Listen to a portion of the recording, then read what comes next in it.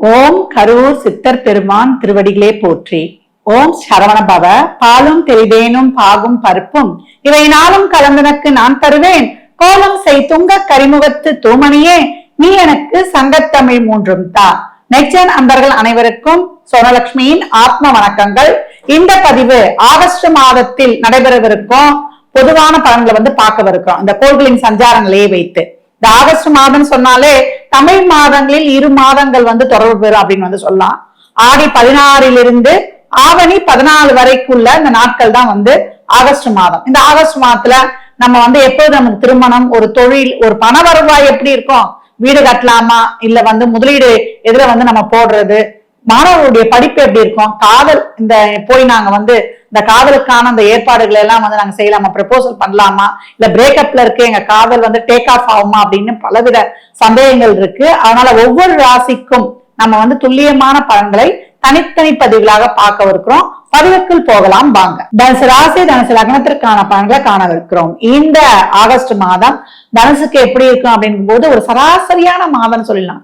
ஏன்னா ஒரு வருஷம் நம்ம ஓட்டணும், அதுக்கு இந்த மாசம் ஏதோ நம்மள அப்படியே கை பிடிச்சு கூட்டிட்டு போகுது அப்படின்ற ஒரு தன்னம்பிக்கை, ஒரு தெம்பு இருந்தாலே போதும் இந்த மாசத்தை சிறப்பா கடந்து வந்துடலாம். ஏன்னா நாளில் சனி இருந்து ஒரு ஸ்டெப் எடுத்தாலும் நம்மள ஒரு பெரிய போடு போடுறதுக்காக காத்து கொண்டிருக்கிறார். 8ல போய் பாத்தீங்கன்னா சூரியன், குரு, புதன். நான் ரொம்ப பலசாலி, நான் புத்திசாலி, நான் அறிவாளி, நான் ரொம்ப டேலண்ட் உடையவன், நான் நல்ல ஒரு ஸ்கில், நாலேஜ் எல்லாம் இருக்குதுனாலும் நம்மளால எதுவுமே செய்ய முடியாத ஒரு சூழல் அப்படின்னு சொல்லலாம். பொறுமையோடு உங்க உழைப்பை மட்டும் போடுங்க. தொழில, உத்தியோகத்துல, பிசினஸ்ல பெரிய பெரிய மாற்றங்களை நீங்க பார்க்க வேண்டாம். இருப்பது அப்படியே கடந்து வந்தா ரொம்ப சிறப்பு.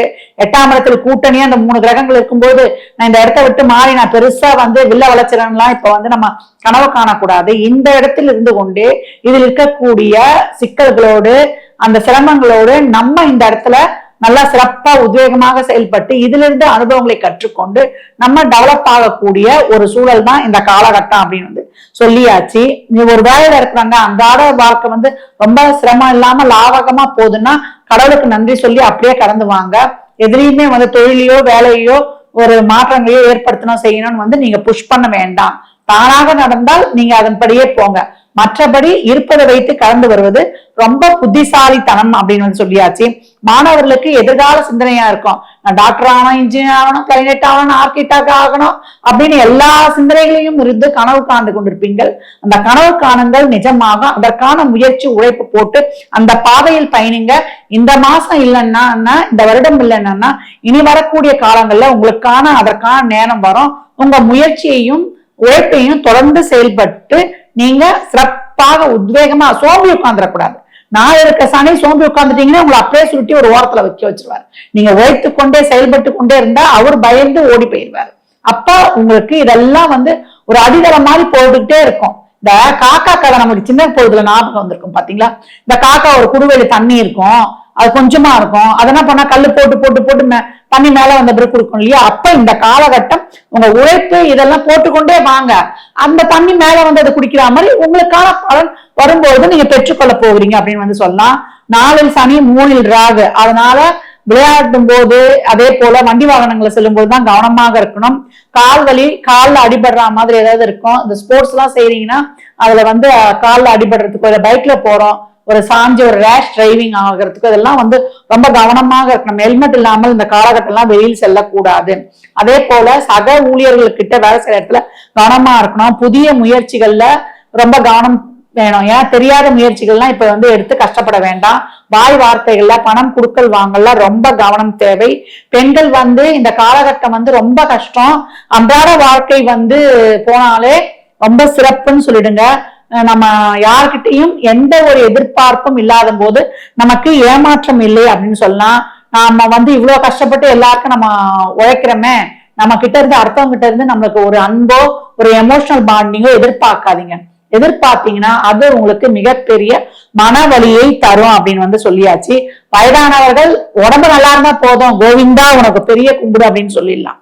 அதே போல எப்போ உங்களுக்கு இந்த காலகட்டம் ஒரு சிலருக்கு பாத்தீங்கன்னா வழக்கம் போல தொழில் ரொம்ப சிறப்பா இருக்கும், குடும்ப உறுப்பினர்களின் ஆதரவும் இருக்கு. இதுலயே பாத்தீங்கன்னா அப்ப இந்த தசா புத்திகள் தான் இதுக்கு காரணம் அப்படின்னு சொல்லலாம். மொத்தத்தில் தனுசு நடப்பது நல்லதுன்ட்டு அப்படியே பொறுமையா கடந்து வந்துருங்க. கூடுதல் விழிப்புணர்வு, கவனம் இந்த காலகட்டம் தேவை. எதையும் பெருசா போர்ஸ் பண்ணாதீங்க. ஏன்னா சனி வக்ரமாகி உட்கார்ந்து கொண்டிருக்கிறார். அப்ப அமைதி, பொறுமை, நிதானம், பொறுப்புணர்வோடு வரும்பொழுது ரொம்ப சிறப்பு. ஆரோக்கியம் இருந்தா சிறப்பு. டெய்லியும் சாப்பிட்டு தூங்கி நம்ம அன்றாட வேலைகளை செய்தாலே இறைவனுக்கு கோடான நன்றி சொல்லுங்க. இதெல்லாம் உங்களுக்கு திருப்பி திருப்பி அழுத்தி சொல்வதற்கான காரணம் கிரகங்களின் நிலை சரியில்லை அப்படின்னு சொல்லி. அதனால இந்த காலகட்டம் தனுசு இறை வழிபாட்டில் அதிக கவனம் செலுத்துங்க.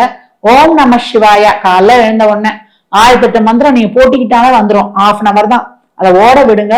விஷ்ணு சாஸ்திரநாமம் கேட்பது உங்களுக்கு மனதிலும் உடலிலும் மிக சிறப்பான ஆரோக்கியத்தை தரும். தனுசு ராசி லக்னக்காரர்களுக்கு நல்வாழ்த்துக்களை தெரிவித்துக் கொள்கிறேன்.